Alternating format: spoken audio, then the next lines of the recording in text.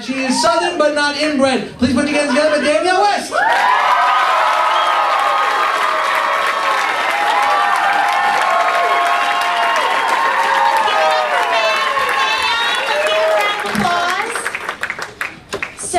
Yeah, I moved to DC about 5 years ago to work for a pro-choice organization, and I mean, it was great, you know, like a bunch of women coming together, your occasional gay man, all working for the cause, you know, because we love abortion. I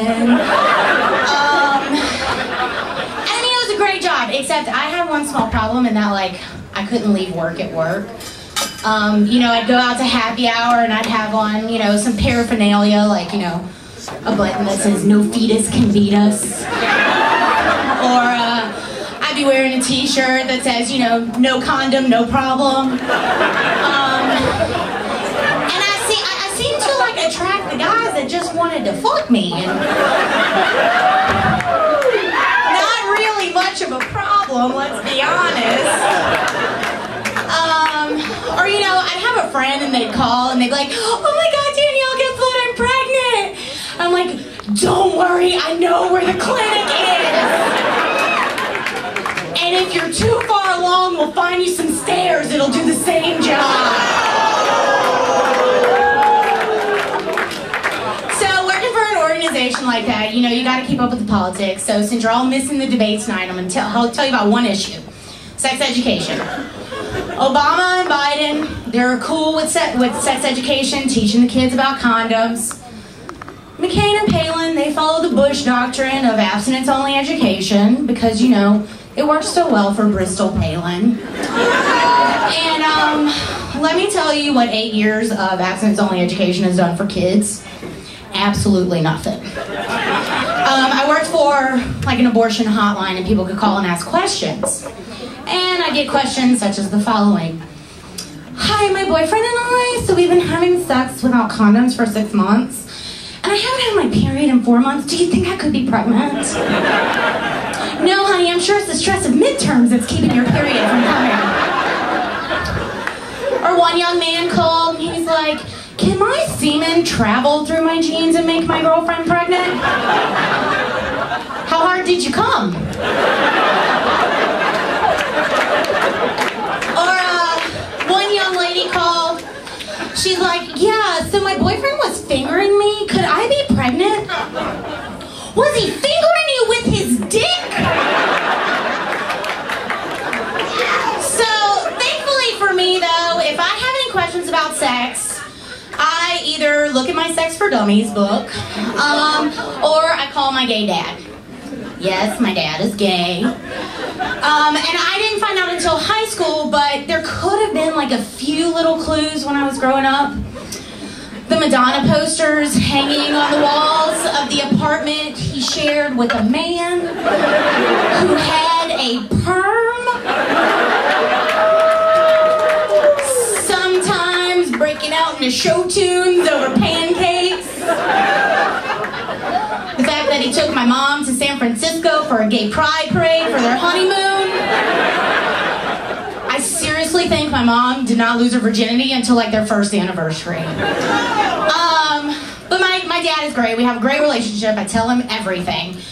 And so, for example, when I graduated from college, you know, we went to celebrate, and I took him out to this bar, and I had hooked up with this super hot bartender there. Like, seriously, I still don't believe I hooked up with him. He was that hot. And instead of trying to impress my dad with my, like, academic accomplishments, I introduced him to the bartender.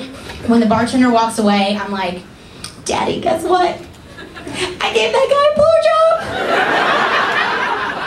And I think my dad had a little tear in his eye because he was so proud of his little girl.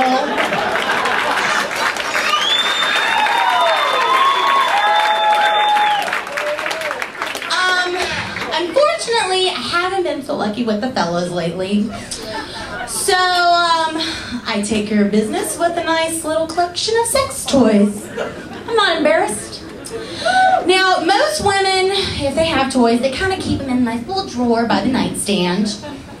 I have an arsenal with a 10-digit security code. These fuckers are expensive, let me tell you. But I learned that you really store your toys not just for privacy. I had a friend come over once with her dogs, and we're hanging out on the couch, having some wine, and all of a sudden we hear, what in the hell is that? Go in the bedroom. Little teensy tiny 8-pound chihuahua has a big purple vibrator in her mouth. Going to town. And I like try to take it from her and she's like, argh. I'm like, alright, I'll get another one, it's cool. Go back in there, 10 minutes later, bitch has a cigarette in her mouth. I'm like, get your mom to leave so I can do the same thing. Thanks.